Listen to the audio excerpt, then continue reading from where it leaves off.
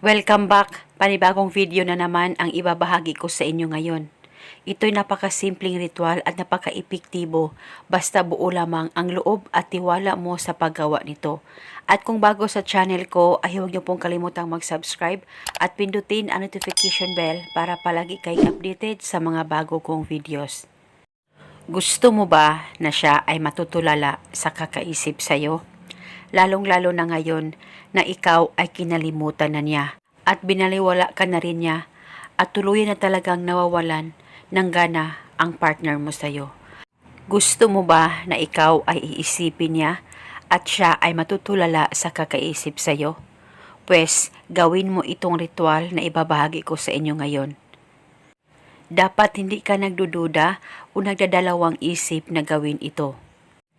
Ang gagawin mo lamang bago ka matulog, kumuha ka muna ng isang basong tubig. Dapat malinis po na tubig ang gagamitin mo sa ritual na ito. At pagkatapos, ilapit ang baso sa baba mo.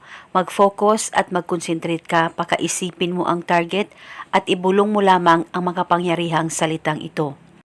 Pangalan at apelido, sa kapangyarihan nitong tubig, ikaw ay matutulala sa kakaisip sa akin. At ngayon mismo ako ay kukontakin mo. Ibulong mo lamang ito ng 3 beses. At pagkatapos inumin mo na itong tubig, ubusin niyo po ang pag-inom nito. At kinabukasan pwede mo itong ulitin 1 beses sa isang araw sa kahit na anong oras na gusto mo. Ibulong mo lamang ang spell sa isang basong tubig at saka mo na ito inumin.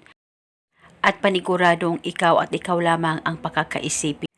At gawin itong ritual hanggang kailan mo gusto. At pwede mo gawin ito ngayon mismo sa oras na mapanood mo ang video na ito. At kung kayo ay may katanungan, mag-comment lang po kayo sa baba. Thank you and God bless us all.